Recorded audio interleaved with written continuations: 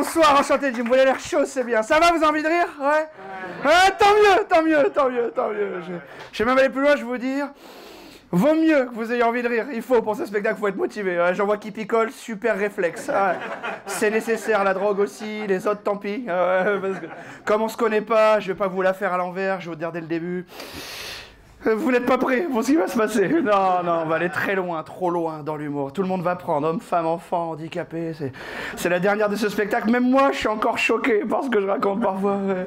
Mais ça va, je vous sens bien. Si vous êtes là, c'est que vous êtes des Français courageux, vous êtes des survivants. Hein. Quand tu fais un bilan de 2022, la France, avec la moitié du pays traumatisé par une grippe de merde, des élections à la con, une demi-guerre mondiale, le réchauffement climatique, les incendies, l'inflation, l'électricité, le PQ, les retraites, l'essence, la moutarde, mes couilles et j'en passe.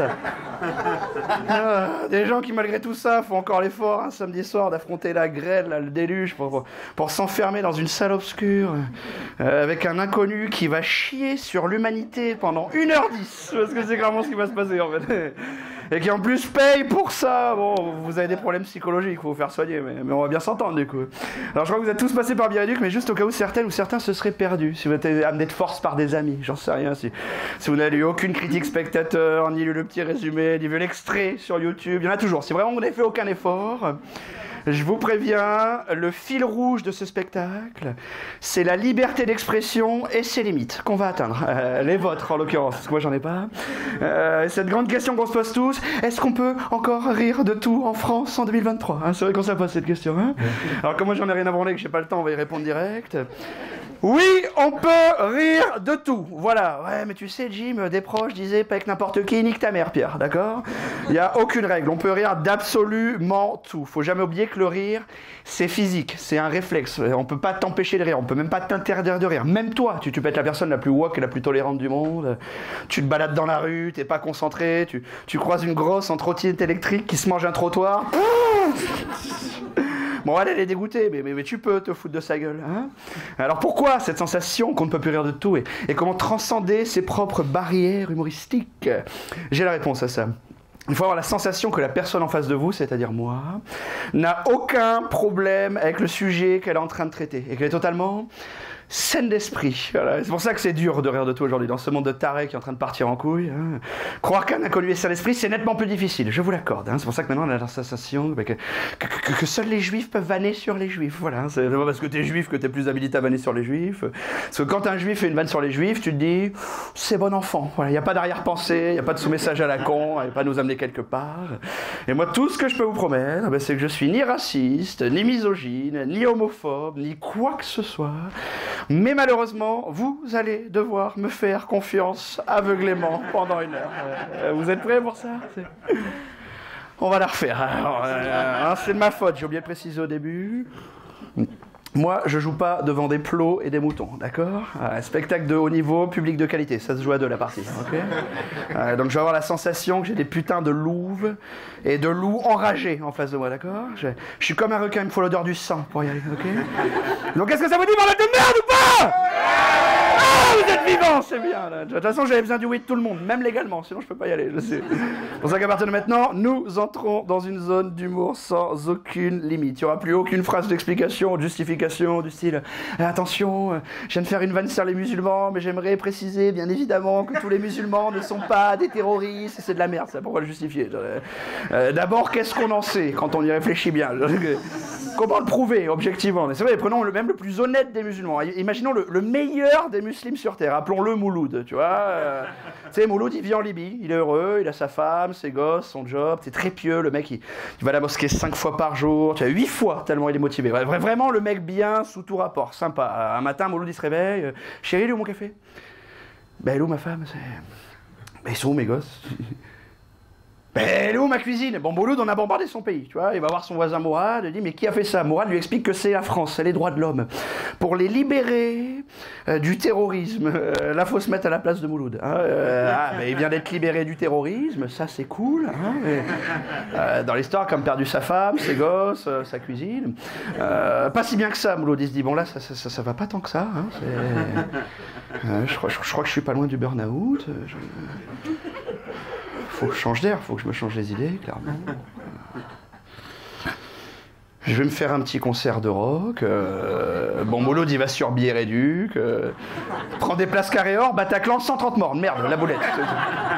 Pour les plus sceptiques d'entre vous, ce que j'essaie de vous faire comprendre, c'est que Mouloud, aussi honnête soit-il, mais avant de mourir, on ne pouvait pas savoir si c'était un terroriste ou non. Et si vous voulez prouver objectivement, j'entends bien que tous les musulmans ne sont pas des terroristes, finalement, il faudrait que tous les musulmans meurent, quoi. Tu vois, c'est pas si con. Je pense que c'est le genre de programme qui séduirait une partie des Français. Ouais, je dirais 42%, à vue de nez, comme ça. Avec une petite surprise dans 5 ans, oui, tout ça va. Ça marche pas qu'avec les musulmans, ça marche avec absolument toutes les communautés. Comment prouver que tous les catholiques sont pas des pédophiles, que toutes les féministes sont pas des hystériques insupportables. Ce que j'essaie de vous faire comprendre, c'est avant de commencer, si à cet instant T, là, au fond de vous, vous vous sentez unique, comme un petit flocon de neige, tu vois, appartenant à une communauté différente, plus importante, voire même supérieure à celle qu'est l'humanité, la seule façon que vous avez de prouver le bien de votre soi-disant communauté, finalement, c'est de mourir, en fait, voilà. Alors je sais, certains vont me dire, oui, Jim, on a bien compris le message sous-jacent, là, sous-entend qu'il ne devrait pas avoir de frontières, c'est ça, qu'il n'y a qu'une seule grande communauté, c'est l'humanité. Non, c'est très beau. Dans un monde idéal, ce que tu dis, c'est très beau. Moi, dans ce monde-là, Jim, je suis un être humain, ça, ok, je peux pas le réfuter, mais je suis avant tout homosexuel. Et mon identité, c'est ma sexualité. Excuse-moi, quand je suis allé voir mon père pour faire mon coming out, c'est pas pour lui dire, papa, je t'annonce que je suis un être humain. Non, hein? Et mon père m'a pas répondu, pas d'être humain dans ma famille, tu dégages, donc je te casse la gueule, ça te pédé. Voilà, hein? Je traîne qu'avec des gays, je me porte très bien comme ça, Jim. J'ai même plus loin, je suis un citoyen français, ok, mais je suis avant tout un citoyen français homosexuel. J'ai même appelé le centre des impôts pour te redire, genre, dis aux impôts, pourquoi sur ma fiche d'impôt je peux cocher célibataire, divorcé, marié, mais je peux pas cocher homosexuel? Mec de me dit, parce que monsieur homosexuel n'est pas un statut citoyen. Je dis, c'est ce qu'on verra. Je connais des associations, voilà. Hein? Je suis allé en affébression avec les lobbies. 2 mois après, le mec des impôts, il m'a rappelé, il m'a dit, bon, à partir de l'année prochaine, vous pourrez cocher homosexuel sans juge d'impôt. Par contre, si vous cochez la case, c'est 30% de plus. Je dis, bon, pourquoi? Parce que vous, au moins, on est sûr que vous aimez vous faire enculer. Voilà, donc si le message n'était pas assez clair, si au fond de vous vous sentez unique, là, appartenant à une communauté supérieure à celle qu'est l'humanité, pour le bien de votre communauté, je vous en supplie, suicidez-vous. Voilà. Maintenant qu'on s'est vraiment compris et qu'on est à peu près sur la même longueur d'onde, on va pouvoir vraiment commencer. Didier, tu peux balancer la musique.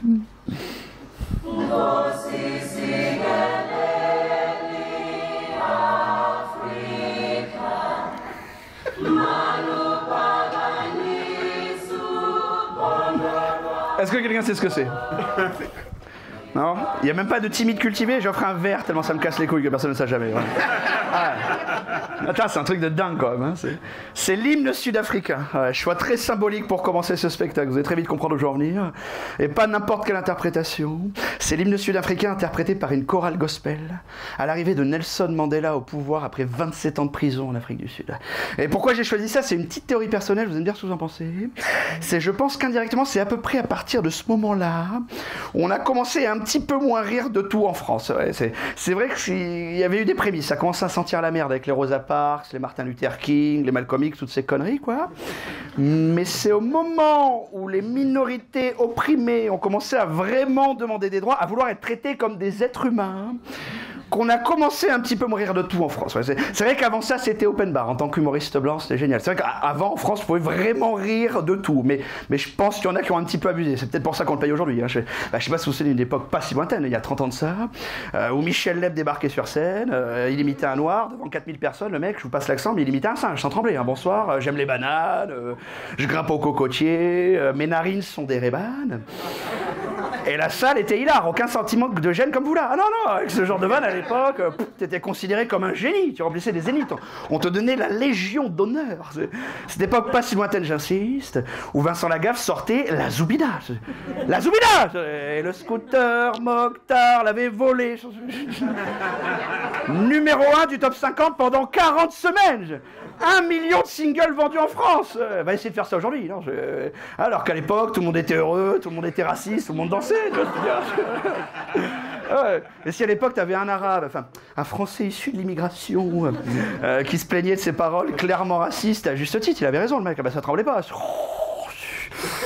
On le jetait dans la Seine, et puis c'est tout, ça va, Mouloud. Oh là là, un peu d'autodérision, merde, c'est ça la France aussi. Mais il se noie, ce con, il sait pas nager. Mais tu te balades pas sur un pont, c'est pas nager, Mouloud, c'est ça aussi l'assimilation. Il y a pas de rivière en Afrique ou quoi?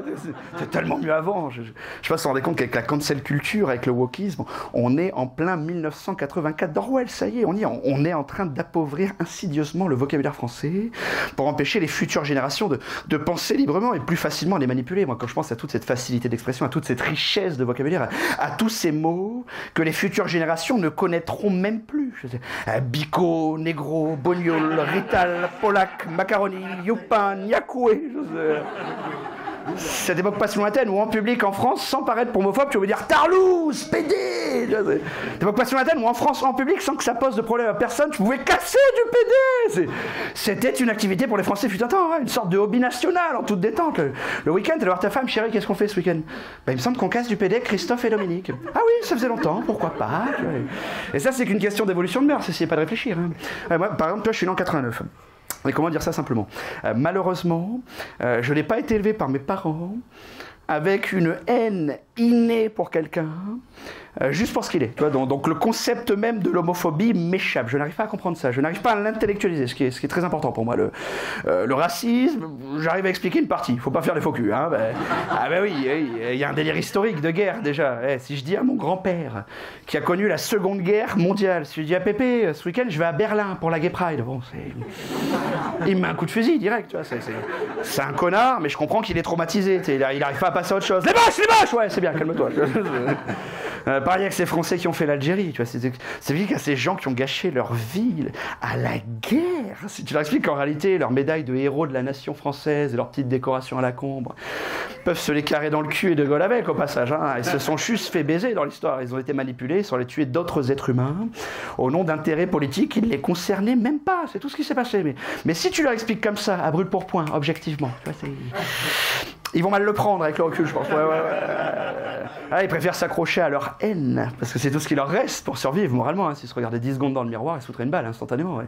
Et ils répandent cette haine à leurs enfants, à leurs petits-enfants, avec des discours de merde. Et je sais pas si vous vous rendez compte que tout ça est en train d'inconsciemment se diluer dans un grand bain de mondialisation. Hein. Et certains essayent de lutter, mais ça ne marchera jamais. Jusqu'au jour où on sera peut-être assez évolué, j'en sais rien, en 2282, pour dire, tu te rends compte qu'à l'époque, ils jugeaient les gens sur leur couleur de peau, c'est fou, non? Alors qu'on sait très bien que la seule suprématie humaine, c'est la forme des tétons, quoi. Parce qu'on sera toujours aussi con en 2282. Tu vois. On vivra sur Mars, certainement, mais on trouvera autre chose pour se comparer. Si c'est pas la couleur, apparemment, il faut toujours, tu vois. Tout ça pour dire que j'arrive pas à comprendre l'homophobie, parce que le délire belliciste, historique, de guerre, tout ça, alors j'ai jamais été très bon à l'école, mais sans trop m'avancer...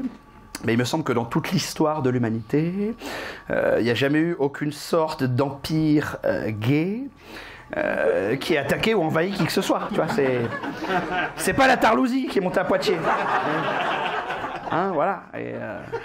Et sans faire trop de clichés, en plus, en général, bon, c'est cool les gays, c'est sympa, c'est fun, tu sais, ça fait même pas peur, c'est pour ça que je comprends pas l'homophobie. Tu sais, je parle de ça parce que j'ai vécu un acte homophobe hyper violent il y a 6-7 mois de ça, qui a totalement changé ma perception de la vie, je vous raconte. J'étais dans la rue, j'ai mon casque de musique à bas, j'étais pas prêt pour ça, et au loin je vois un mec en train de fracasser un autre mec. Et le mec par terre, bon... Il était en débardeur rose avec un drapeau arc-en-ciel et il était en roller. Et il cherchait un peu aussi, il faut le dire. Hein. Et le mec debout, au moment où j'enlève mon casque, j'entends « Tu vas crever, cette tarlouse !» Et moi, je suis très vif d'esprit. Tu vois, j'ai un don de l'analyse sociétale hyper développé depuis la naissance. Et tout de suite, en voyant cette scène, je me suis dit « Putain, il est en train de casser du PD. » J'ai compris direct. C'est un don que j'ai. Ouais, le mec cassait du PD en public en 2022. C'est le mec old school, quoi. Bon. Limite ringard. Ouais, je l'ai un peu jugé, on va pas se mentir. Et je vous dis, instinctivement, je voulais prendre la défense du gay. Mais pour la première fois de ma vie, j'ai eu un vrai déclic. Je me suis dit non, Jim, non. On est en 2022, merde, tu vois. On est dans une société qui commence à être réellement tolérante. Mais pour une fois, sois-le réellement toi aussi, tu vois. Essaye de comprendre sincèrement les deux parties, tu vois.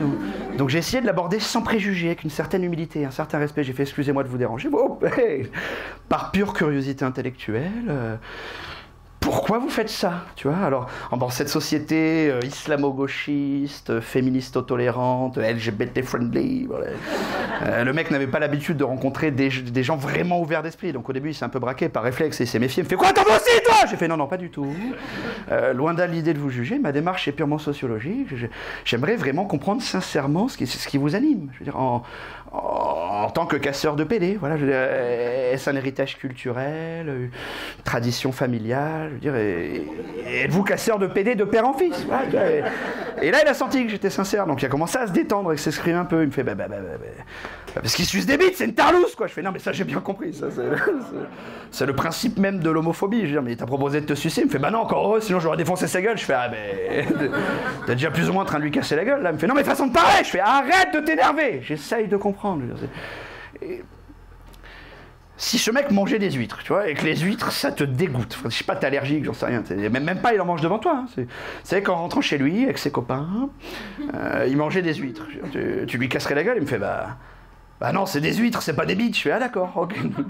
Donc toi, vraiment, le blocage dans ta vie, c'est les bites, quoi. Okay. C'est intéressant quand même. Et t'as une femme, il me fait bah ouais, je fais te fais des fellations parfois. Il me fait ouais, je fais ça te dégoûte. Il me fait bah non, c'est une femme, quoi. Je veux dire. Elle a pas de bite, elle peut sucer des bites. Je fais ah oui, c'est logique, oui, maintenant que tu le dis. Donc ton logiciel, ça fonctionne comme en mathématiques, c'est ça. Hein, de négatif, ça s'annule en gros, quoi. Il me fait quoi? Je fais non, laisse tomber, laisse tomber. Alors je veux pas pousser le vice, mais tant qu'on y est, j'aimerais vraiment comprendre jusqu'au bout, comme ça c'est fait. Si ce mec se faisait opérer, qu'il se faisait couper la bite, il pourrait sucer les bites? Il me fait.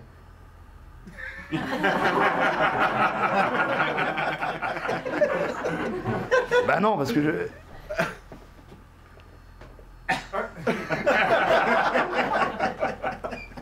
Il n'a pas de nichance, toujours un PD. Je fais ok, ça devient lourd. Okay. Tu lâcheras jamais l'affaire. Bon, je vais essayer de résumer, de synthétiser ta pensée. Tu m'arrêtes si je me trompe. Ton processus cérébral, hein, c'est aussi, si ce mec en arrivait à se faire opérer, se faire couper la bite, greffer les seins, il pourrait éventuellement sucer des bites sans que ça te pose de problème. En revanche, si on suit ta logique, si ta femme se fait greffer une bite, elle pourrait plus sucer de bite, parce que 2 bites annulent une pipe. C'est ça. Hein. Par contre, si ta femme se fait greffer une bite et qu'elle mange des huîtres, tu lui casseras pas la gueule, c'est ça en gros. Il me fait. Je suis perdu là. Je fais non, excuse-moi, je voulais pas t'embrouiller. Continue de casser du PD tranquillement. Il me fait non, je me sens bizarre.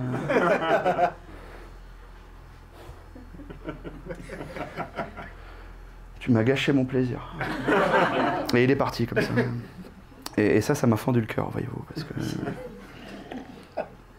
Non, parce qu'au lieu de faire le malin, j'y réfléchis un peu plus après en tant qu'humaniste, tu vois, et ce mec, au final, qui était un être humain, comme nous, tu vois, c'était un homophobe, ok, c'était ses convictions personnelles, c'était ce qu'il était au plus profond de lui-même, j'avais beau essayer d'être ouvert d'esprit, et crois-moi, j'étais sincère, en l'interrogeant sur ses convictions, quelque part, je l'ai rabaissé pour ce qu'il était, et je pense que c'est un manque de tolérance de ma part, au final, ouais. Et je pense que par ce manque de tolérance, je me suis peut-être privé d'une aventure humaine, qui sait, tu vois, par mes préjugés à moi, je me suis peut-être privé de quelqu'un de formidable en réalité, et tu vois, et ça j'ai compris pourquoi, au final, ce n'est qu'une question d'éducation, c'est tout. Si j'étais pas né dans cette famille de tarlouses, là, j'aurais pas été éduqué avec tous ces messages de tolérance à la con, et je serais peut-être un vrai mec aujourd'hui, tu vois. Si j'étais né il y a 200 ans, tu vois, je n'aurais même pas vécu la scène de la même manière. Je suis en train de casser du PD, je pense qu'instinctivement, je serais allé casser du PD avec lui, tu vois, enchanté, Jim.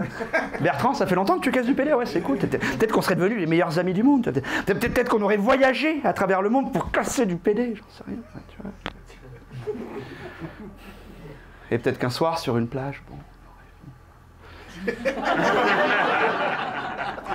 on aurait fini par s'enculer, j'en sais rien. Je me suis privé de quelque chose, je le sens, tu vois.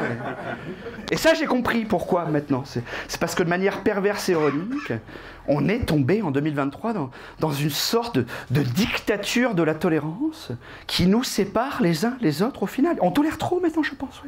Et puis il n'y a pas de juste milieu. Soit tu tolères pas. Si tu es au milieu, t'es un connard. Tu vois, et moi, la question que je pose, c'est est-ce qu'on tolère encore l'intolérance au nom de la tolérance en 2023, tu vois, et toutes ces conneries de tolérance, Fabrice Sabou, c'est à cause de vous, mesdames. Vous avez foutu la merde avec ce concept de tolérance. Ça n'existait pas il y a 50 ans, soyez-en conscientes. Hein.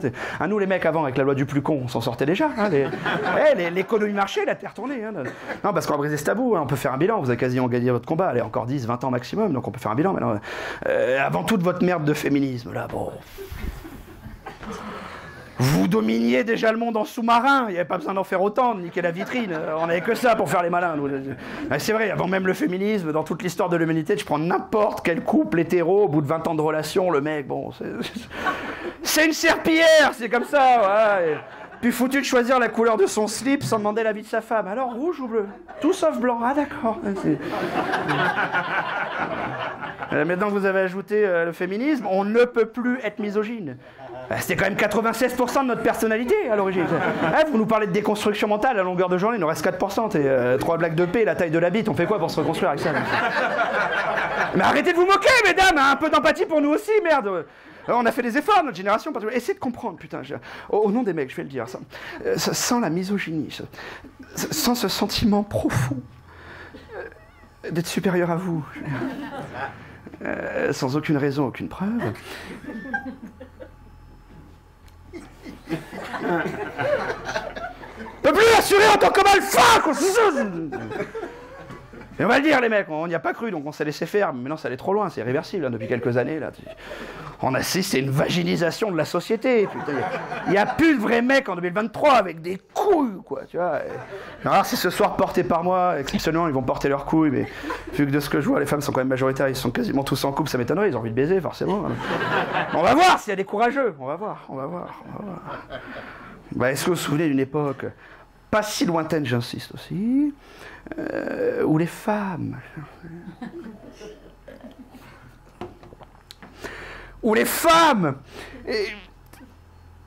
ne parlaient pas, quoi. Je sais pas, j'étais pas né, me regardez pas comme ça, vous n'aviez pas le droit, apparemment, vous taisiez, ça c'est sûr en tout cas. Du coup, ça m'a intéressé, je me suis renseigné. Apparemment, à l'époque, en 50 ans de mariage, tu n'avais pas besoin d'avoir une seule conversation, un seul échange avec ta femme.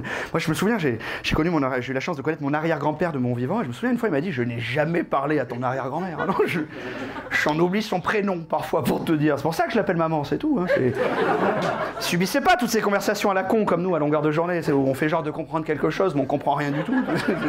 Chérie, non, reviens, je laisserai pas passer. Non, dis... Je te demande de sortir les poubelles, tu t'énerves. Qu'est-ce qu'il y a, tu te sens castré encore? Arrête de faire le malin, je t'ai vu pleurer devant les petits mouchoirs il y a 10 minutes, détends-toi 10 secondes, voilà, brise-moi pour cette carapace de mec viril et macho là, que je laisse passer devant tes potes pour te faire plaisir. Hein. Lobotomisé au passage pour la 10e fois par une société patriarcale, mais on a des courses à faire, de la chance, donc on reviendra plus tard. Et tu vas me dire ce que l'homme sensible, c'est celui qui pleure parfois, mais qui s'exprime, pense de la situation, et de nous, et de la vie, et de l'amour. Pas cette capacité encore à nous faire réfléchir, à nous faire exprimer nos émotions, nos sentiments. On n'a pas d'émotions, on n'a pas de sentiments, on n'est pas comme vous, d'accord? C'est pas qu'on n'a pas d'émotions, de sentiments, on n'est pas capable de subtilité comme vous. Voilà. On n'est pas capable comme vous d'avoir des bouquets d'émotions. Tu sais, je me sens bien, mais à la fois mélancolique et un peu énervé. Merci. On va mettre les choses au clair une bonne fois pour toutes, mesdames, d'accord? Comme ça, vous pourrez nous manipuler jusqu'au bout. Comprenez bien, les mecs, c'est comme de l'eau. C'est plus des états que des émotions, d'accord? Solide, liquide, voilà. Il n'y a pas d'entre-deux, ok? Et il n'y a que 2 états reconnus scientifiquement pour l'instant. L'état où vous nous connaissez 99,9% du temps, quand on a envie de baiser. Hein, la carotte, c'est la chatte. Depuis la nuit des temps, ça a toujours été comme ça, on va l'assumer une bonne fois pour toutes. Et c'est là où vous pouvez faire absolument ce que vous voulez de nous. Hein, voilà. Tu fais la vaisselle. Ah, tu fais à manger aussi, c'est gentil. Dimanche, je me suis dit sushi. Ouais, pour la 3e fois d'affilée, il y a un problème, mon cœur? Non, je t'aime. Hein. Et 2e état, quand on n'a plus envie de baiser. Hein, et contrairement à ce que vous pensez toutes, état nettement plus dangereux. Ah, parce qu'on se met à réfléchir, et puis avec notre bite, et là c'est terminé. Hein. Plus de manipulation dans le couple. Non mais si, je t'avais parlé d'un truc il y a 3 semaines. Non, je m'en souviendrai, oublie. Et tant qu'on en est là, est-ce que vous vous souvenez d'une époque pas si lointaine, j'insiste aussi, où il n'y avait aucune pression sexuelle en tant que mec aussi? Non, parce que j'ai brisé un tabou, je vais rendre service à certains couples qui n'osent pas en parler, surtout les mecs. La pression sexuelle que vous nous mettez aujourd'hui, mesdames, c'est infernal, on le vit mal. Hein, depuis que vous avez inventé ce concept-là de plaisir mutuel. Qu'est-ce que c'est que ça? Comme quoi, en 2023, maintenant, quand on baise, vous aussi, vous pourriez prendre du plaisir. L'orgasme féminin, l'invention du 21e siècle. Moi, j'ai demandé à ma grand-mère, t'as déjà une sorte d'orgasme avec papy? Elle m'a dit jamais. En 43 ans de mariage, pas un seul. Ça, c'était des femmes courageuses.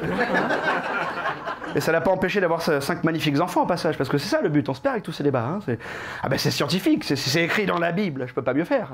Ouais, noir sur blanc, je vous jure que c'est vrai, allez vérifier, que l'orgasme masculin aurait été créé par Dieu, par pure nécessité reproductrice. Et en gros, c'est pour qu'on jouisse et qu'on se vide en vous et qu'on crée la vie. Tu vois, c'est magnifique, c'est la nature qui s'exprime.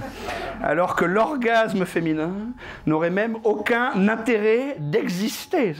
C'est écrit dans la Bible. Ce que j'essaie de vous faire comprendre, mesdames, c'est que vous prenez la confiance en 2023, mais selon Dieu, vous n'êtes qu'un récipient, apparemment. C'est tout. Et Éric Zemmour l'a confirmé sur un plateau télé, d'ailleurs, je passe la vue. Il y a 1 an de ça, pour se dédouaner de sa misogynie, justement. Enfin, on parle quand même de Dieu et Éric Zemmour, de personnes compétentes intellectuellement. Hein. Attends, il y en a un qui détient la vérité absolue sur l'univers, et l'autre, c'est Dieu, tout de même. Hein, Et même par pure expérience personnelle, parce que je vous ai aussi un peu pratiqué, mesdames. Alors, j'ai jamais trouvé de manière réellement polie et rapide de le dire, mais c'était avec respect, je vous le promets. Voilà, il y a une époque de ma vie où j'ai énormément baisé. J'étais un énorme queutard, c'est une obsession chez moi. Voilà, non, attention, certainement un manque de confiance en moi, une revanche sur ma jeunesse. Non, je vais pas faire le malin, je vais être honnête. J'ai bouffé mon ego comme aucun mec dans cette salle. Ah, j'ai mangé des râteaux et des humiliations de la part de la gente féminine dont vous seriez peut-être jamais relevé, je vous le dis franchement. Ouais. Mais j'étais motivé, j'ai appris à me comporter mieux que la moyenne, à essayer de les comprendre sincèrement. Et vu que niveau mec, bon, on vit encore dans un monde majoritairement peuplé d'énormes lourdeaux. Quand tu te comportes un peu mieux que la moyenne, ça t'ouvre certaines portes en matière de séduction. Le respect pour Ken, c'est énorme. Essayez les mecs. Et aujourd'hui, ça se compte en centaines, tu vois. Je vais finir ma phrase, je suis pas en train de me vanter, ça va. Ça se compte en centaines, je peux le promettre, j'ai aucune raison de vous mentir. Mais pas que des avions de chasse, loin de là. Non. Alors, comme on dit à l'époque, j'avais faim. Je ratissais large. Il y a même certaines, avec le recul, quand je m'en souviens, je me dis, bon... je me soupçonne même d'être le seul à oser y être allé un jour, quoi. Plus proche de l'animal que de l'être humain. Ouais. Je fais de l'ascendant, de la cul-de-jatte, j'ai tout tapé. Je faisais du social parfois, je pense, hein, franchement.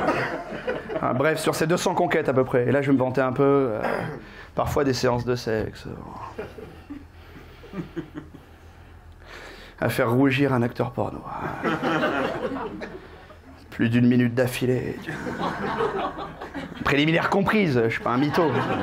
Bref, sur ces 200 conquêtes, et ça je peux le jurer devant Dieu, de mémoire, il n'y en a jamais aucune qui a eu ce qui pourrait ressembler de près ou de loin à du plaisir. Donc, n'envisageons même pas de parler d'un orgasme. De la souffrance parfois, je l'admets, certes. Du plaisir au grand jamais. Et c'est scientifique, c'est du 100%. Même pas une fois, c'était pas mal, rien. C'est une statistique que je pourrais faire valider par l'INSEE en tant qu'anthropologue, tu vois. Et demander des subventions, je vais m'enseigner. Et alors pour conclure sur ce sujet, le mensonge qui aura foutu la merde pour l'éternité, hein, et qui n'existait pas il y a 50 ans au passage, et sur lequel vous appuyez votre liberté sexuelle depuis une vingtaine d'années particulièrement, là, votre concept philosophique à la con, là,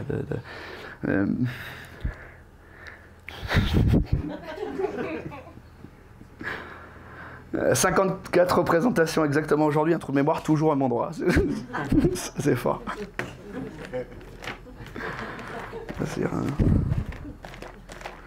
On va y arriver. Je me suis mis une pastille verte tellement ça me casse les couilles. Je vous le dis, ah oui, le clitoris. Voilà, c'est ça. J'allais sur le bout de la langue.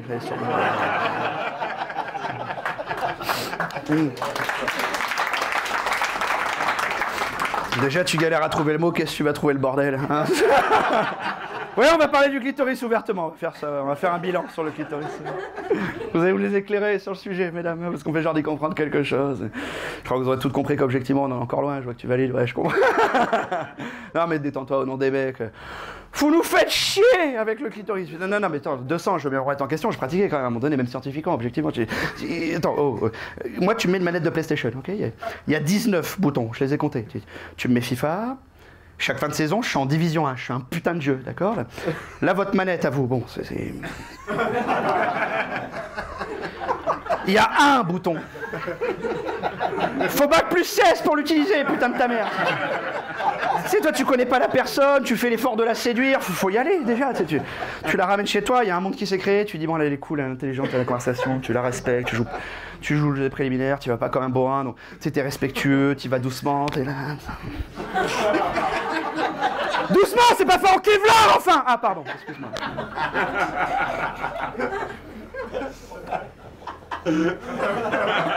Doucement, c'est dit! Eh ben, hey,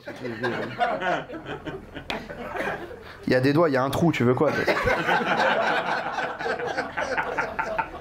Dis-toi que rien que le fait de l'effleurer, je peux jouir, en fait.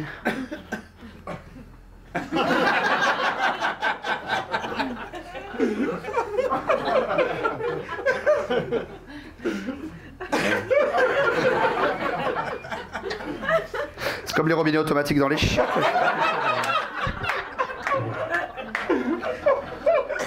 Respecte-la comme une fleur, si tu préfères. Une fleur, que je suis accueillante.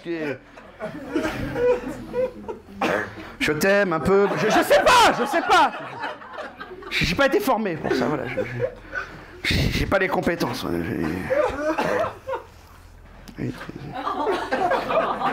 Bah, elle pue le poisson, ta fleur, voilà. Chatte qui a pissé dessus, j'en sais rien. Détendez-vous, mesdames, détendez-vous. Je sais pas si vous vous rendez compte qu'il y a encore 50 ans, le clitoris n'existait pas. Il y a des femmes sur cette terre qui ont connu une vie sans clitoris. Ouais, je me suis renseigné. Apparemment, il aurait fallu attendre 1976 pour qu'une scientifique américaine théorise l'existence du clitoris. C'est-à-dire qu'apparemment, avant, il n'y avait rien, tu sais pas. Un matin, il y a une femme qui se réveille, alors coup de chance énorme. Une scientifique, hein? Ah ben, ça aurait été une charcutière. Bon. L'histoire fut différente, il me semble. Et comment ça s'est passé? Tu sais, j'essaie de me mettre dans sa tête, de comprendre réellement qu'est-ce qui s'est passé. Elle s'est croisée dans le miroir. C'est ce qui...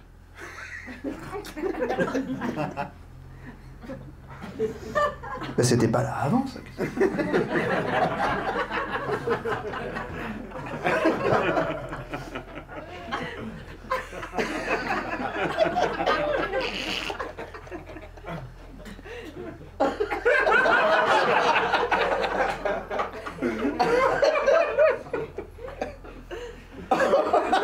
Mais c'est génial ce truc!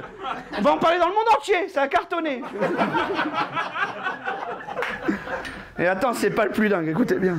Il a fallu attendre 2017, c'est-à-dire il y a moins de 6 ans, pour avoir une représentation concrète, c'est-à-dire validée par les instituts scientifiques, du clitoris, pour les manuels d'anatomie, même pour les scolaires et tout ça.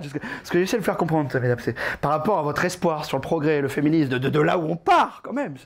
C'est qu'actuellement, je vous le dis pour vous rendre service, hein, dans l'inconscient masculin, majoritairement, bon... Il y a nettement plus de preuves concrètes encore de l'existence des extraterrestres que du clitoris. Non mais je vous le dis, si tu ajoutes à ça que selon une étude validée par le CNRS, hein, et certaines mauvaises langues diront oui, composé à 90% de mecs, je vois pas le rapport. Que selon cette étude, l'orgasme féminin sera en réalité à plus de 80% psychologique. Il y a quoi avoir des doutes, objectivement, tu vois. Moi, je me veux de place, tu vois. Là, mettons, il y a Salma Hayek qui monte sur scène et qui semble prévenir, se met à me lécher le lobe d'oreille. Tu sais pas pourquoi. Bon, je jouis en 30 secondes, il n'y a aucun débat. C'est pas pour autant que je vais aller crier sur tous les toits. Mais en fait, les mecs, on a un clitoreille. Ouais, c'est un bouton sensible qu'on n'avait pas vu jusque-là. Non, c'est bon. Moi, j'ai une théorie sur Internet sur le clitoris assez terrifiante que j'ai envie de partager avec vous, mesdames, particulièrement. Ça va vous calmer un peu sur le clitoris, je vous le dis. Je ne sais plus sur quel site c'était. C'était sur Égalité et Réconciliation, il me semble. Alors oui, attends, bon, je crois que ça fait à peu près 30 minutes qu'on est là. Je crois que tout le monde l'avait compris, mais juste au cas où certaines ou certains ne l'avaient pas encore compris, vraiment, à partir de maintenant, faites-moi confiance jusqu'à la fin, vraiment. Cessez de réfléchir, laissez-vous aller. Si vous essayez, vous allez vous faire mal, je vous préviens. Cette théorie disait que le clitoris est apparu en 1976, ok? Si tu regardes bien bizarrement, c'est l'année exacte. À 13 ans près. Bon, où Robert Faurisson a prouvé scientifiquement que la Seconde Guerre mondiale n'avait jamais existé. Okay, oui, là, vous voyez pas le rapport. Je vous ai dit, arrêtez de réfléchir. D'accord? Quand vous regardez les infos, tu remets pas en question. Bah là, c'est pareil. À partir de maintenant, je suis BFM TV. Tu gobes. Ok? Là, un peu d'empathie pour les Juifs. Tu dis, bon, si on leur a vraiment fait subir toutes ces atrocités entre 39 et 45, bon, c'est moindre des choses de faire profil bas sur le sujet et de leur filer un bout de terrain dans le désert, dans le trou du cul du monde. C'est moindre des choses. Mais si ça s'est pas vraiment passé comme ça, tu sais, je me mets dans la tête. Je me dis, si les gens s'en rendent compte, on est dans la merde. Hein. En plus, on s'est tous plus ou moins réunis au même endroit, ça peut aller assez vite. Il faut absolument faire diversion. Et quoi de plus diversif qu'une femme, hein. Les mecs en couple sont témoins. Hein. Comment une seule, déjà quand elle est en forme, une seule. Hein. Comment elle peut te casser les couilles, hein. Imagine 3 milliards ennemis en même temps, libérés sexuellement et déchaînés. 1976, projet clitoris. Alors je vois qui bug, qui me regarde comme ça, qui ne voit pas où je veux en venir, qui sont un peu lents, il y en a toujours, c'est pas grave. On va faire une pause de 10 secondes, parce que je veux pas qu'il y ait de sous-entendu ou quoi que ce soit, parce que c'est une analyse très pointue, hein, et un peu délicate, je dois l'admettre, et qui n'engage que moi, au passage, hein, attention. Ce que j'essaye de vous dire, c'est que je pense, et modestement, que le féminisme, en règle générale, par le biais du clitoris, est une propagande complotiste juive dans le but de cacher ce qui s'est réellement passé pendant la Seconde Guerre mondiale et dominer les banques, l'hôtellerie-restauration. Ouais, c'est chaud à digérer, je vous laisse un peu de temps, je comprends ça.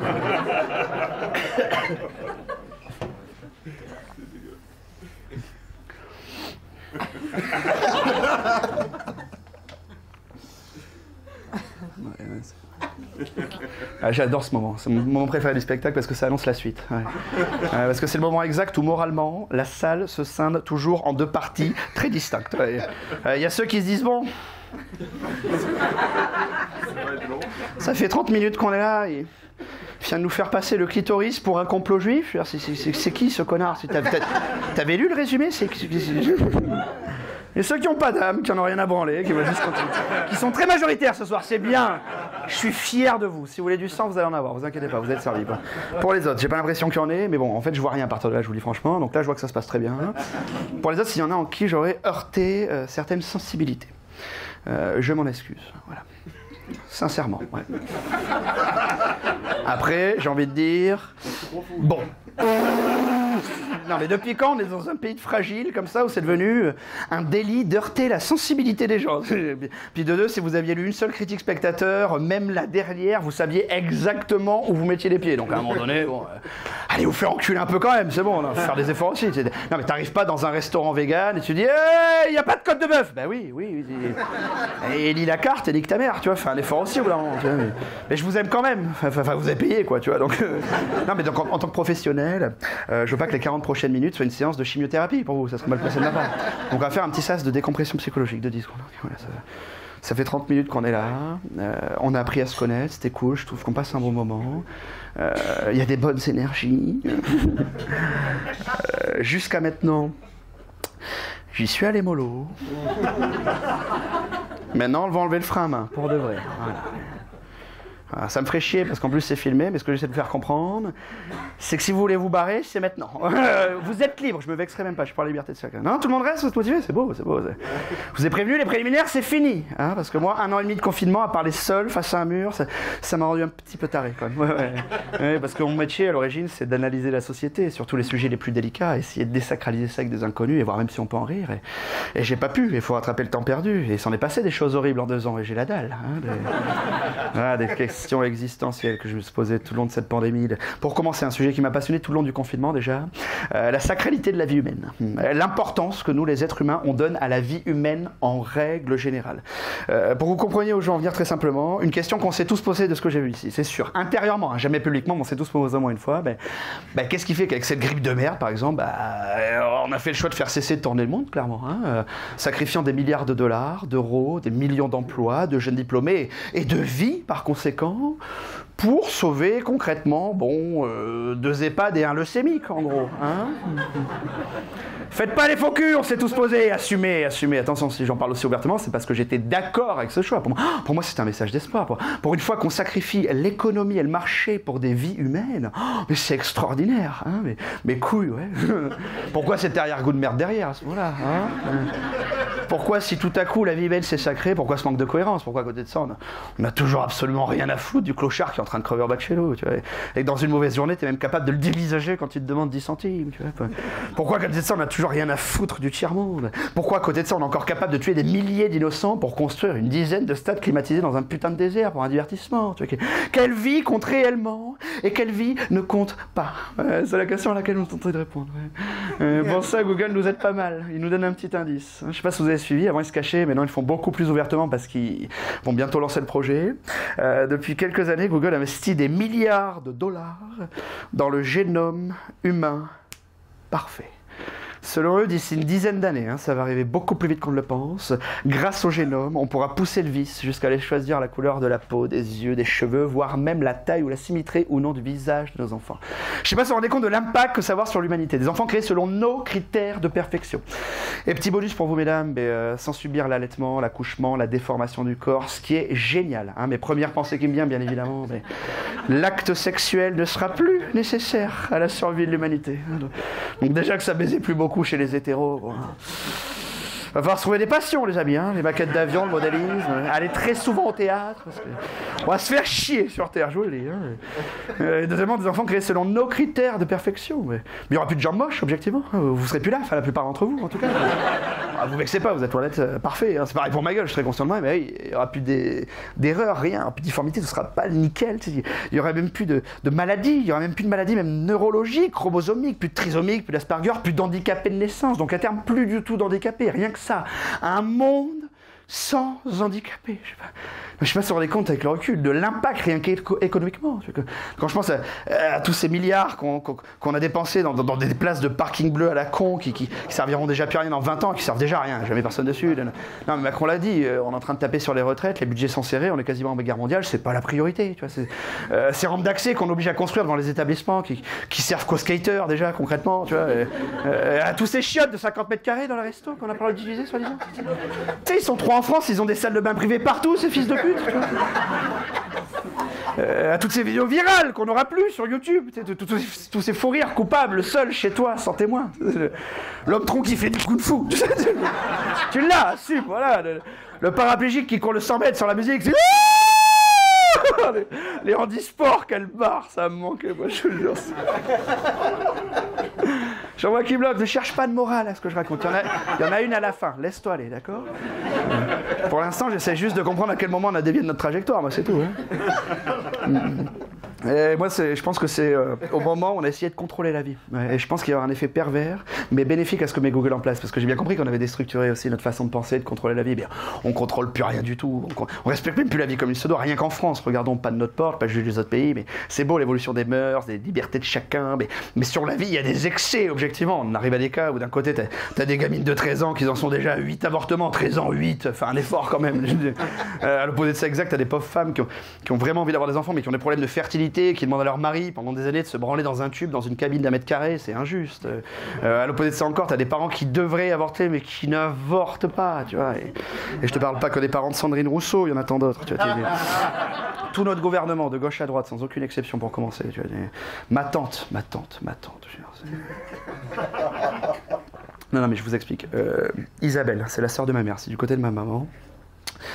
3 enfants, mes cousins, cousines, Gaëtan, Marion, Lucas. 2 trisomiques, 1 tétraplégique. Je suis bon. Non, n'ayez pas d'empathie pour elle. Concentrez-vous sur le potentiel humoristique de ce que je raconte.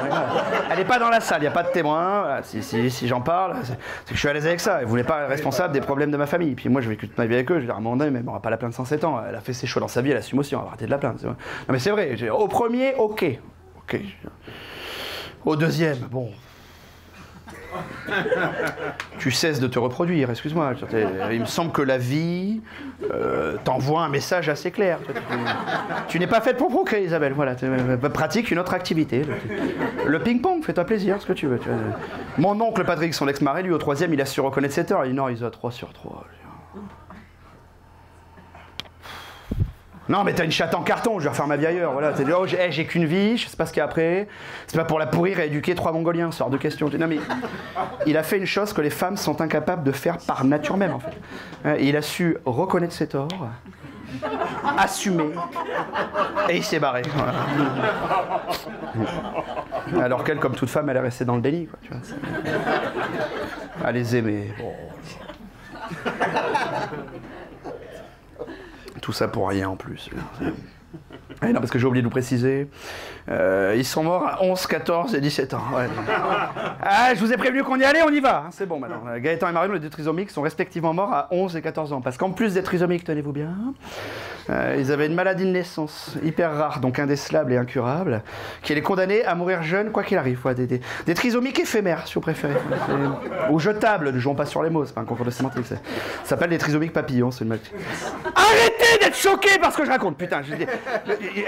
Concentrez-vous sur le potentiel humoristique, d'accord? Moi, j'essaie juste de casser la putain de bride dans votre tête depuis le début, c'est de vous poser les bonnes questions dans votre putain de vie, d'accord? Parce que je suppose qu'il y a des croyants dans la salle, il y en a toujours des gens qui croient en Dieu, tu sais, pour l'amour de son prochain, et le pardon universel, et la paix entre les peuples, mes couilles, ouais, parce que vous êtes terrorisés par la mort, au final, c'est juste ça, hein, c'est la grande question à la con des croyants à longueur de journée, tu sais, mais qu'est-ce qu'il y a après la vie? Qu'est-ce qu'il y a après la vie? Qu'est-ce qu'il y a après la vie? Mais déjà, vis là ta vie avant de te poser la question. Et moi, la vraie question que je me pose, et que vous allez tous vous poser maintenant, c'est qu'est-ce qu'il y a avant la vie? Putain! Quand tu nais, trisomique, en phase terminale, soit tu as fait des choses dans une vie antérieure pour mériter ça. Là, même moi, ça me choquerait, je pense. Je sais pas, j'ai pas l'imagination pour, je suis pas un désaxé, moi je fais que relater des faits, c'est tout.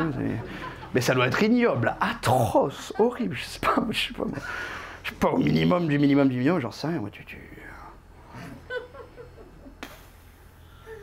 t'es branlé en regardant la Shoah, tu vois, le truc.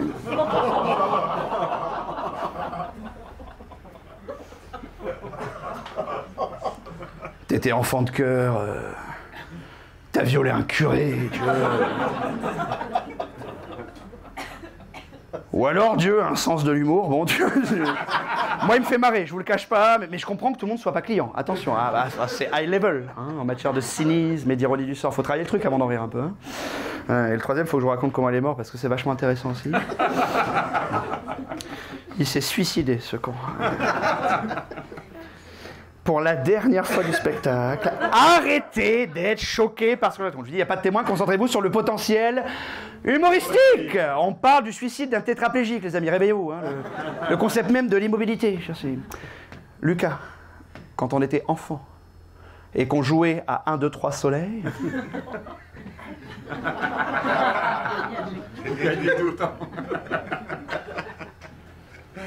Il pouvait battre un arbre, carrément. Plus de patience que la nature, c'était vachement impressionnant. Donc concentrez-vous quand même. Voilà. Chaque été, ma famille se réunissait à Boniface, parce qu'on est la famille là-bas. On, cousins, cousines, frères, sœurs, tout ça. Et à un moment donné, il y a le flic qui se sont pris la tête avec nos parents, je sais plus très bien pourquoi, on s'en fout. Mais comme la majorité de ma famille a une grande gueule, bah, c'est parti en couille. Hein. Et, il a attendu qu'on ait tous l'attention détournée. Et il s'est jeté d'une falaise, ce con.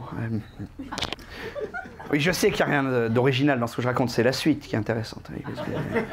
Parce que j'essaye d'en rire avec vous, mais je vous le cache pas.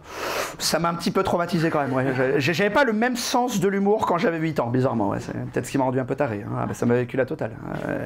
La séance de psy, je me suis pissé dessus jusqu'à l'âge de 15 ans. Posé des millions de questions, je me suis refait la scène 1 milliard de fois dans ma tête la nuit, particulièrement, ça me hante.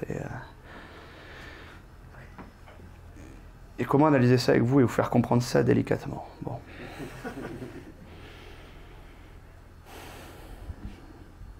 Bon, disons que Lucas, c'était pas Schumacher, tu vois, voilà. Enfin, si, oui, mais après sa vitesse de pointe avec son fauteuil roulant, bon, c'était 2-3 km/h à tout casser. Se déplacer à l'aide d'une paille dans la bouche. Voilà. Eh ben.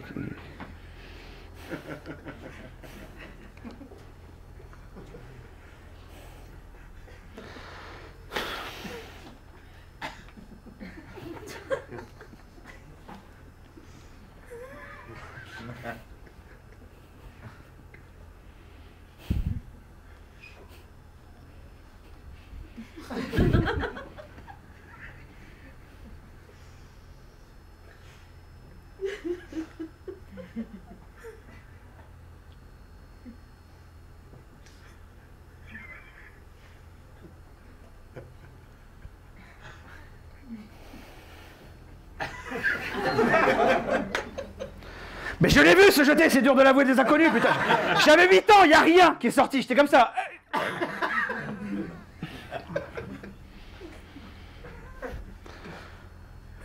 J'en suis sûr, même ma tante l'a laissé crever, elle l'a vu, jamais j'oserais lui poser la question. C'est sûr. Quoi, vous allez vous mettre à juger tout à coup, un peu d'empathie pour les gens aussi. Tu vois, t'imagines la vie 2 secondes, toi, 2 enfants morts, t'occuper seul d'un légume suicidaire. Tu fais quoi?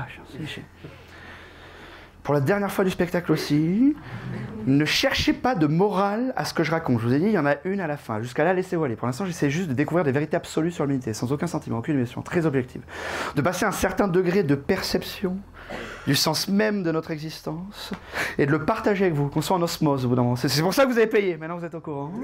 Mais pour ça, il faut que vous m'aidiez un peu aussi. Donc il faut que vous gardiez votre morale propre pour dehors. Et si vous faites ça pendant les 20 prochaines minutes, vous allez voir, les sensations vont être extraordinaires. Okay, et, quand je veux des vérités absolues, j'ai un petit outil philosophique, je vous le confie, je nous compare au monde animal. Parce que si on a cette sensation fondamentale que l'humanité est en train de partir en couille, qu'on est en pleine perte de valeur, en pleine décadence, surtout l'Occident, c'est parce qu'on aurait cette sensation qu'on aurait peut-être transgressé les lois de la nature. On n'a aucune preuve de ça scientifique, on n'est pas Dieu, on n'en sait rien, mais on a quand même cette sensation.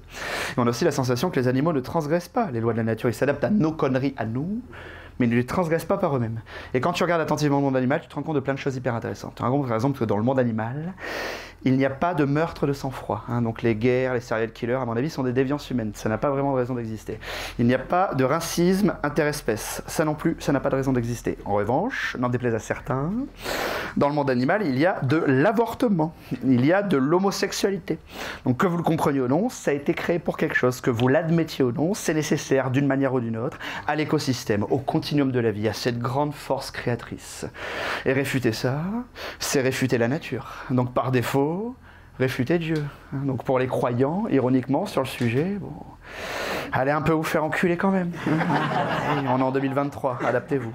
En revanche, quand tu regardes partout dans le monde animal, et croyez-moi, j'ai regardé partout, contrairement à nous, par contre, tu ne verras jamais ça, je peux vous. Mais alors jamais, par exemple, j'en sais rien, moi, une girafe demander à un éléphant, de la menotter à un arbre, et de lui chier dans la bouche. Ça, par contre, t'as pas dans le monde animal. Donc, ça, ce sont des plaisirs humains, ça, apparemment, les petites subtilités humaines, ouais. Tu verras jamais un castor vendre l'eau de son bain, non plus, non, c'est délire humain, ça aussi, hein, voilà. Et sociétalement, nous agissons comme des animaux de meute, c'est les sociétés plus proches de nous, les loups, les rats, les lions, plus les rats, je pense, objectivement. Et vu que c'est la même société que nous, je me suis demandé, c'est quelle sacralité donner à la vie aussi dès le fœtus, tu sais, quelle importance il donne à la vie en règle générale aussi, tu sais, mais des questions qu'on se pose pas. Est-ce qu'il y a des lions Asperger, tu vois? Ouais, des lions trisomiques, est-ce qu'il y en a? Est-ce qu'il y a des centres spécialisés pour s'occuper d'eux, tu sais, des mutuelles pour couvrir les frais pour les parents, parce que c'est un sujet tabou mais ça coûte cher, et ouais, il y a des lions Asperger, il y a des lions trisomiques, ouais. Mais non, eux les parents, ils les mangent à la naissance par instinct, je vous jure que c'est vrai, pour pas pourrir le reste de la portée et survivre. Ouais, c'est une autre manière de gérer la vie, c'est un petit désaccord entre les lions et nous, ça apparemment, ouais. C'est plus un message aux antispécistes. Je sais pas s'il y en a des connards comme ça ce soir. Des gens qui en sont arrivés à avoir plus d'amour et de considération pour la vie animale que la vie humaine en règle générale. Je sais pas comment tu peux en arriver là, te détester intrinsèquement à ce point-là. Et qui ont toujours ce discours à la con. C'est ouais, si tu regardes bien, l'espèce la plus cruelle sur Terre, c'est l'homme. Et si on agissait comme des animaux, je peux te dire que le monde se porterait beaucoup mieux. Non, mon ami, à part tes best-of YouTube à la con, regarde plus attentivement le monde animal, tu vas voir. Chez les dauphins, ça viole et ça torture en bande. Chez les manchots, et c'est pas les seuls, ils butent leurs enfants pour se reproduire plus rapidement, et si la femme n'est pas d'accord, il la bute aussi, il baisse son cadavre. Il y a de la pédophilie, de la nécrophilie, de l'inceste, du cannibalisme. Les mantes religieuses bouffent la tête de leur mari après les avoir baisés. Les loutres de mer enculent à mort des bébés phoques pour s'amuser. Les requins tiques se bouffent dans l'utérus de leur mère avant même de naître pour qu'il n'y ait qu'un seul survivant, et je t'en passe. Donc non, Joris, regarde plus attentivement et ferme ta grande gueule, ça nous rendrait tous service. On est l'espèce la moins cruelle et de très très loin. Et la question qui conclura ce spectacle, parce que vous la posez tous, et je suis là pour rendre service depuis le début, donc je vais y répondre aussi. Une question que vous posez absolument tous, alors c'est magique, vous allez tous être d'accord, c'est plus un fantasme que vous avez, je dirais, bizarrement.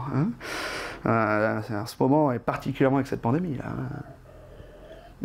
À chaque fois qu'on s'est vu privé d'une liberté supplémentaire, à chaque fois qu'on apprend qu'un membre de notre gouvernement détourne des millions, viole ou frappe des femmes, et toujours en activité.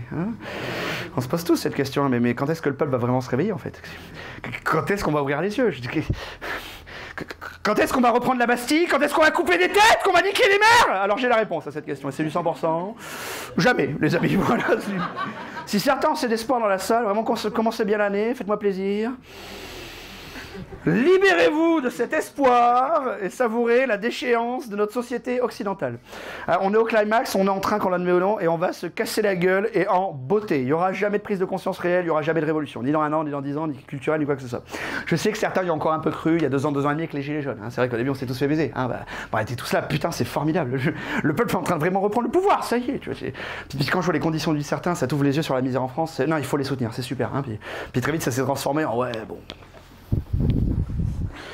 Non, par contre, s'il faut se taper 4 heures de bouchon tous les matins, qu'ils aillent se faire enculer quand même, on peut le dire, ça ou pas? Non, parce que j'y réfléchis un peu plus après coup. Je suis parti de rien comme eux, moi. Je veux dire, j'ai bossé à l'école. Je suis bougé le cul dans ma vie. Pas que 35 heures par semaine, je peux le dire. Je paye mes impôts. Que faire les bons choix dans sa vie, cet enculé de pauvre, on peut le dire ça en démocratie au bout d'un moment ou pas, tu vois. Et si vous pensez ça, assumez, j'en ai marre des discours unilatéraux, soyez vous-même.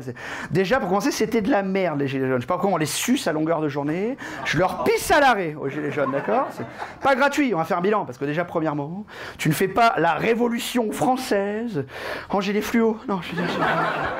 Quoi que tu fasses en gilet fluo, t'as l'air d'un énorme connard. C'est tout ce qui se passe. Et à l'époque, les sans-culottes, la Bastille, quand ils organisaient la révolution, ça avait de la gueule. Il y avait une ambiance, je te le dis. T'as préparé ta fourche? Nickel. Vous avez aiguisé la guillotine? Parfait. Vous avez préparé un slip de rechange parce que dans 5 secondes, ça va chauffer, je vous le cache pas.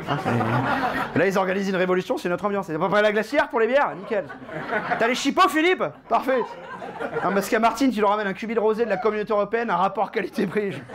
Je sais pas, j'y connais rien en pinard, mais 5 € les 40 litres. Bon, on va passer une bonne après-midi, je vous le dis. Non, je vais peut-être en choquer certaines et certains, mais tu ne fais pas la révolution française en faisant des barbecues sur l'autoroute. Non. Ni en dégradant l'Arc de Triomphe pour 2 centimes sur un plein d'essence. Ça part pas de là, la grande histoire de France. Non, les gilets jaunes, ça ne finira pas dans les manuels scolaires, je suis désolé. C'est pour ça qu'on changera jamais rien. En tout cas pour l'instant, je vais vous le dire. Mais c'est parce qu'on est trop riche et on s'en rend même plus compte. Putain, on est devenu feignant, on est pourri gâté, on est dans l'opulence, on est trop riche. Si ta pensée ne dépasse pas la rocade, ouais, tu peux te plaindre. Mais si tu regardes un tout petit peu plus globalement, même si on prend le bas de l'échelle sociale en France, admettons que ce soit le clochard, tu sais. Compare le clochard français au reste du monde. Bon,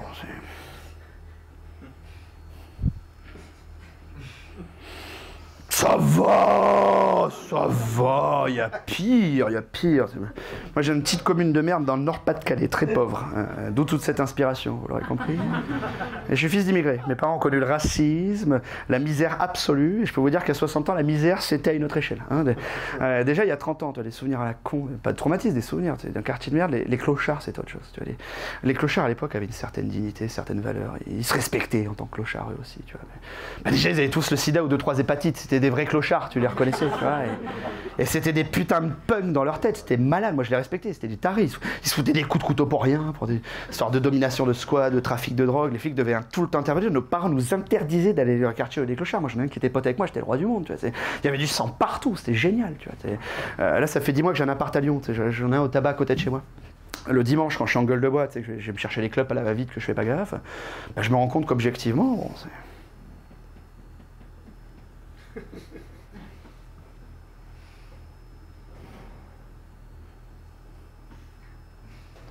tu sais pas qui est le clochard des deux, franchement. Tu sais pas à qui tu donnerais une pièce, je vous jure. Il est mieux sapé que moi. Il sent bon. Il a un meilleur smartphone que moi, ce fils de pute. Et d'une politesse. Qu'est-ce que c'est que ça? Tu vas bien? T'as pas un brin de monnaie? Pas grave, la prochaine fois, tu te prends des clopes? Tu me prends un kawa comme d'hab? Super, mon dimanche à toi. Qu'est-ce que c'est que ça? Il est où le clochard qui s'est chié dessus, tu sais, qui a plus qu'une dent, qui pue le sida à 300 mètres, qui va... fils de pute! Ah, on est trop riches, putain! On vit dans un pays où 51,4% de la population a un problème de surpoids. Plus d'une personne sur 2 mange trop. Je sais pas si vous voyez le concept. Ton corps te dit arrête de manger, ce n'est plus nécessaire. Toi t'es là, si encore voilà, Et on vit dans un pays quand une personne sur 2 a un problème de surpoids. On crée pas un grand plan d'action citoyen, on obligerait tout le monde à faire du sport et manger sain. Non, nous on crée le body positivisme. Enfin, le fait de t'accepter en tant que grosse merde. C'est super. On vit dans un pays où nos animaux domestiques, nos chiens, nos chats, nos putains de hamsters ont accès à plus de bouffe, de soins médicaux. hospitalier, voire même d'assurance maladie, que la majorité des êtres humains sur cette planète. Je veux dire, on vit dans un pays où ton putain de chinchilla, non, c'est un lapin, appelle ça comme tu veux, nique ta mère. Lui, contrairement à 30% de l'humanité, a accès à l'eau potable. Il y a quand même 2,5 milliards d'êtres humains sur cette planète qui rêveraient de boire là où on chie, les amis. Parce qu'on chie dans de l'eau potable, on arrive à ce niveau d'inconscience. On vit dans un pays où quand t'as un coup de mousse, on te prend en charge, on te laisse même pas crever comme une merde. Je crois que j'ai fait un burn-out, j'ai trop travaillé sur le burn-out, j'en peux plus, je sais plus. Ça travaillé combien de temps cette semaine? 37 heures. Calme-toi, appelez une ambulance, tu vas rentrer en civière, Martine, calme-toi, un an de repos. Et je vois qu'il y a de gauche en action, hein. Alors pour nos amis gauchistes, là, je peux vous donner une petite statistique, parce que je suis allé vérifier par curiosité le taux de burn-out au Congo, c'est 0%, les amis. Ils ont rien, mais ils vont bien, ils dansent tout le temps, c'est fou ça, non? Moi, si ça continue comme ça en France, je vais aller habiter au Congo, je vous le dis, hein.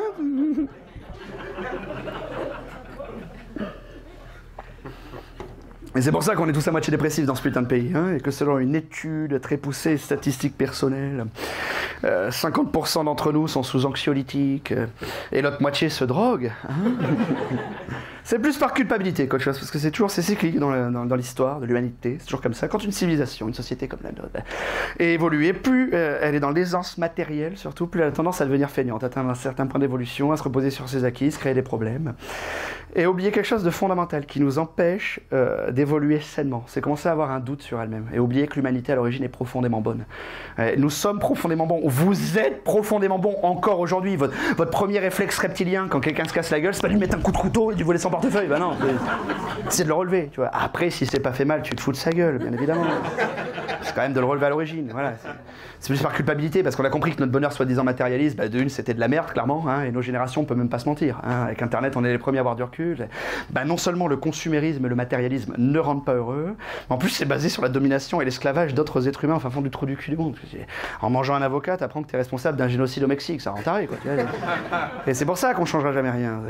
Parce que pour faire une vraie révolution dans un pays, il y a 2 solutions. Soit une bonne partie du peuple crève réellement la dalle, hein. On ne fait pas la révolution le ventre plein, comme on dit. Et quand tu sais qu'en 2022, en supermarché en France, le top 10 des produits achetés, le numéro 1, c'est le pot de Nutella 500 centilitres, et le numéro 2, c'est le pot de Nutella 250 centilitres. On en est encore loin, il me semble. Ou soit on est majoritairement impeccable moralement, et c'est très bien qu'on n'ait aucun des deux. Et c'est pour ça que pour l'instant, en tout cas, on ne changera rien, et c'est pour ça qu'au passage, on sait très bien que notre gouvernement nous ment. Faut être aveugle, sourd et muet pour pas s'en rendre compte. On le sait qu'ils nous enculent à longueur de journée, on le sait qu'ils nous enculent. Non, moi je crois vraiment qu'ils font leur maximum dans cette conjoncture actuelle. Je veux le ferme ta gueule. On le sait qu'ils nous enculent, on le sait. Mais on sait qu'en même temps... Bon,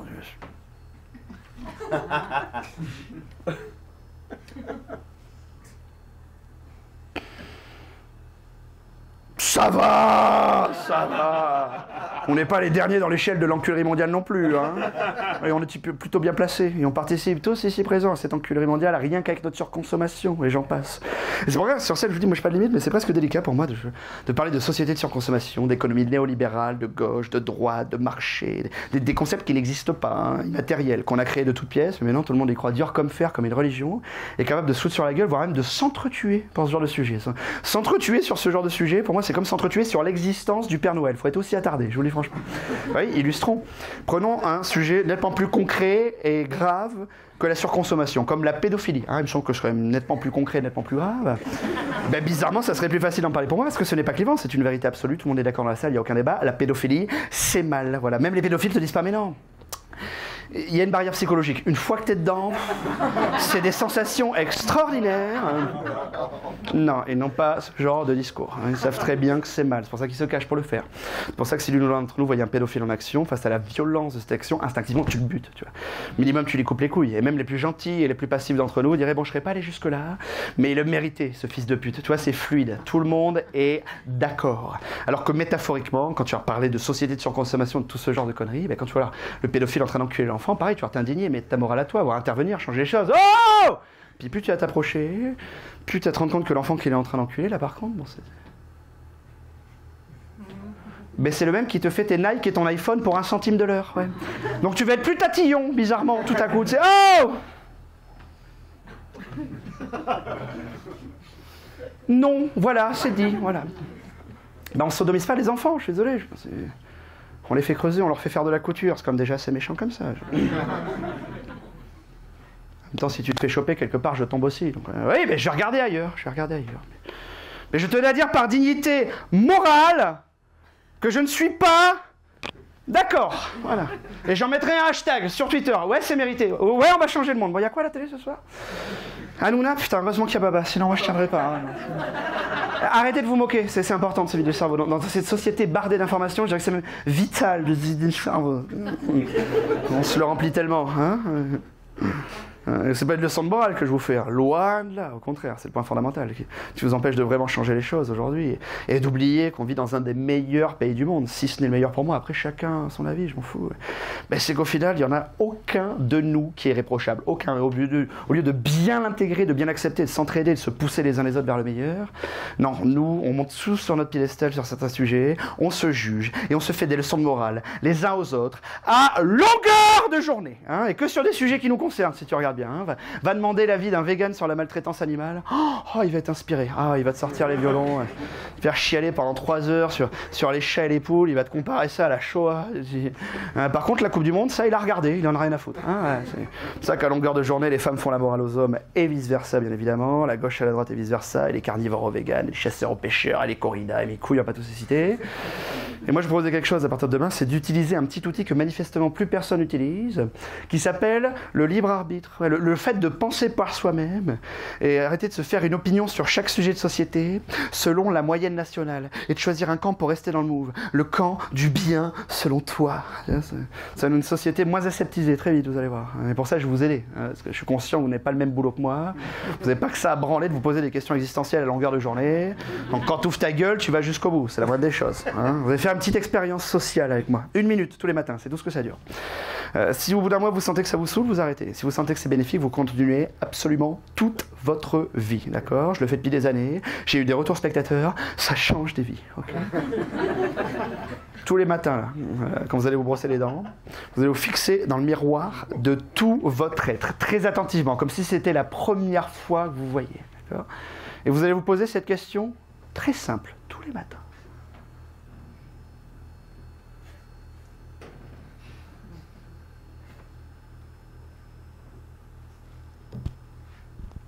Suis-je une personne assez parfaite pour faire des leçons de morale à qui que ce soit, sur quoi que ce soit? Et vous allez voir, c'est assez dingue, la réponse va venir d'elle-même, c'est assez fou. Ouais. Et après ça, vous allez vous libérer de toute morale, parce qu'en plus de se prendre la tête sur ça, ça n'existe pas. La morale, c'est une invention humaine, créée pour qu'on puisse vivre en société les uns avec les autres, et qui évolue au fil du temps et des mœurs. Ce qui était moral hier ne le sera plus demain, ça a toujours été comme ça. Par contre, vous allez faire quelque chose qu'on ne fait plus depuis très longtemps, qui a été créé avec le packaging de l'être humain aussi. Vous allez commencer à récolter votre instinct et surtout vos putains de tripes. Parce que c'est ça le vrai bail. T'as beau essayer d'analyser chaque chose selon ton expérience personnelle, ton appartenance sociale, ton éducation, ta morale religieuse, l'histoire de tes ancêtres, ce que tu veux. Quoi que tu fasses dans la journée, n'importe quel choix, n'importe quel acte, tu le sens très bien au fond de toi, si c'est mal ou si c'est bien ce que tu es en train de faire. Tu peux pas te mentir. Et soit vous décidez comme moi de continuer de pas écouter vos tripes et de dire au final, on est quand même né dans un bon pays, on a de la chatte, on n'a qu'une vie, nique sa mère. Ou soit vous allez commencer à réécouter vos tripes et devenir quelqu'un de meilleur, mais modestement, acte par acte, jour par jour, sans faire de leçon de morale à qui que ce soit, et en vous regardant attentivement dans le miroir. Et à ce moment-là, vous vous rendez compte de 3 choses absolument exceptionnelles. Contrairement à ce que vous pensez absolument tous ici, à quel point vous êtes libre en réalité, à quel point il y a encore de l'espoir, et à quel point vous avez un putain d'impact sur la société dans laquelle vous êtes en train de vivre. Tout ce que j'avais à dire.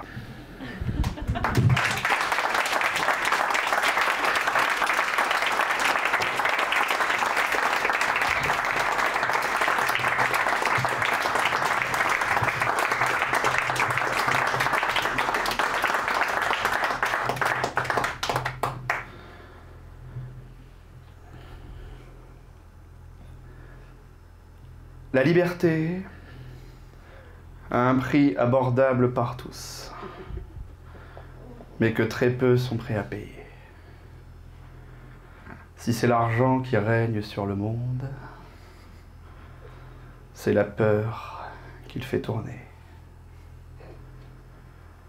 J'ai vu trop d'orgueil dans le regard des prêtres, trop de haine dans le regard des êtres, humains quand ça les démange, accusant le destin quand ça les arrange, meurtriers passifs, dépourvus de consommer, génération dépressive, habituée à se consumer. Si l'enfer existe, il est bel et bien sur terre, ça c'est sûr. Mais le paradis aussi. Il suffit de contempler la mer, reflétant les saints, sublimant le soleil, prodiguant les saints, le miel, les abeilles.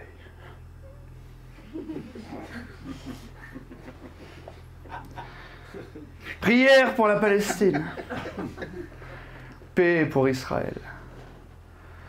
Mashallah. Amen. Evenu shalom. Alechem.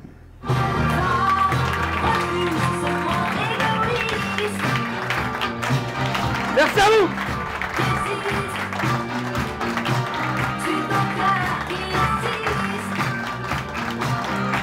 À la régie, Didier.